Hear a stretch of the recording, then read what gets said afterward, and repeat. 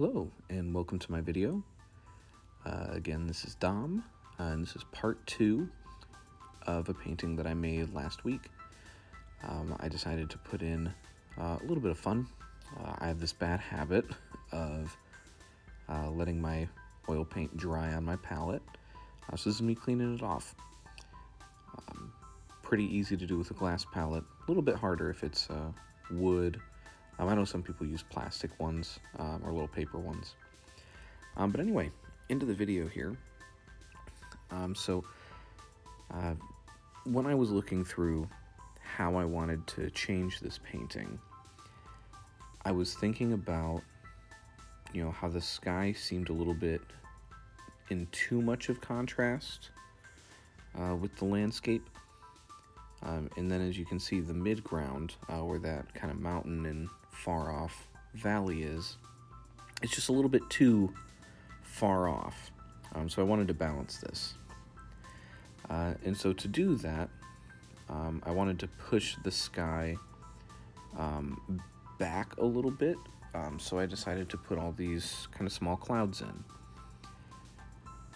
This is just a mix of titanium white and a little bit of liquid. And just dotting it around. Reminds me of, kind of like an overcast sky on a bright day, which I know sounds kind of weird, but I've experienced this before, where you have, a lot of clouds in the sky, but there's just enough space in between them for the sun to really shine through. So that was what I was going for here. And then in order to make it look a little more cloudy, I'm using a blending brush really lightly. And now this is really where I started jumping into what I wanted this painting to be, period, is I decided to bring everything forward and make this something that was a little bit closer to the viewer. In most of my paintings, I like them to feel like you are in the painting looking out at this landscape. And so that's why, with this path, I wanted to make something a little bit more clear, that, you're walking down this path, maybe in the middle of a forest or a field, and I just knew I needed to darken just about everything. Oh, and a quick tip, just before there, you saw me, take the green that I was using to darken that tree, and I blended it, as I do kind of throughout this next section. And I blend it with the white of the sky. So this gives that feeling of light catching the leaves. And one of the things in my paintings that I try to avoid is extreme realism. So if I can very quickly get an effect like sun hitting the edges of a tree, then I'm going to do that. But then I decided, okay, you know what, we've darkened a lot, let's keep going and darken the foreground, right? I made a lot of kind of grassy area around here, but it was just still a little bit too bright.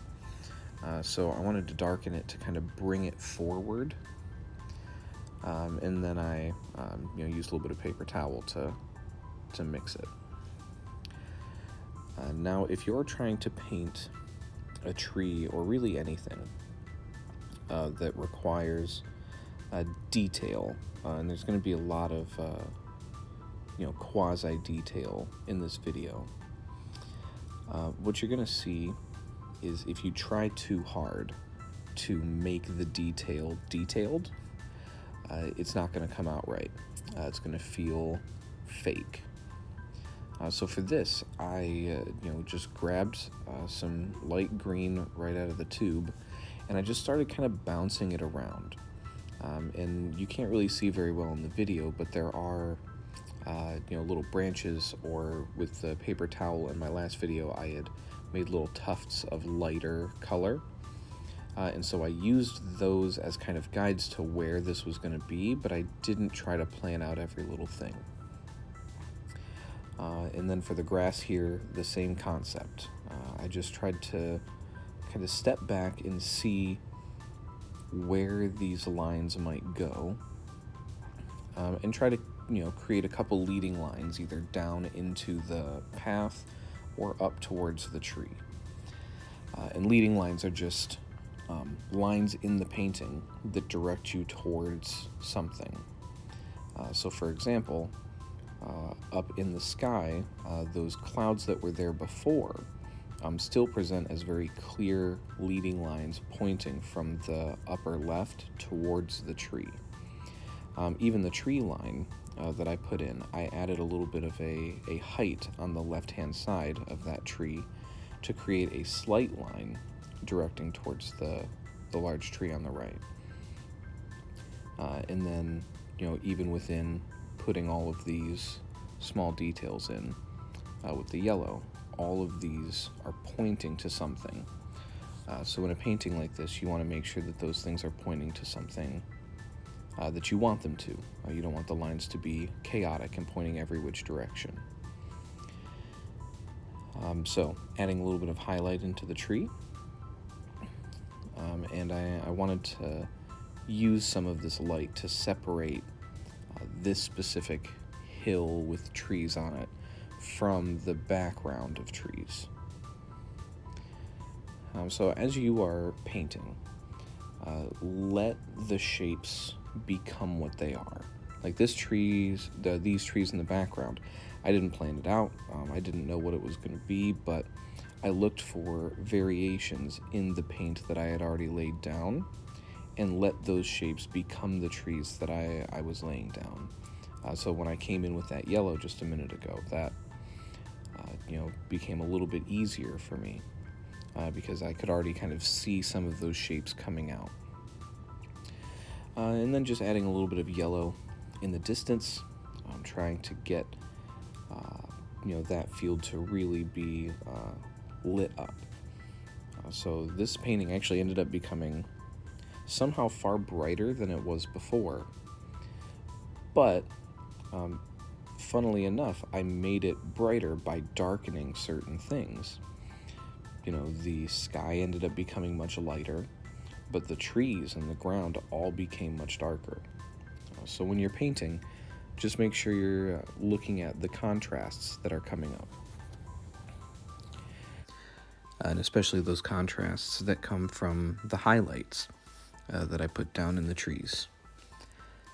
So as you are painting, try to make sure that you are always paying attention to the lights and the darks. Because just like I've said in previous paintings, you need the darks to be darker for the lights to look lighter. For example, if all of these trees in this painting had been even a couple touches lighter green, then these highlights wouldn't have looked as bright, the sky wouldn't have looked as bright, and it would just feel like somebody put a light filter on the painting, which is not what you want. So just remember, always keep those darks in the painting.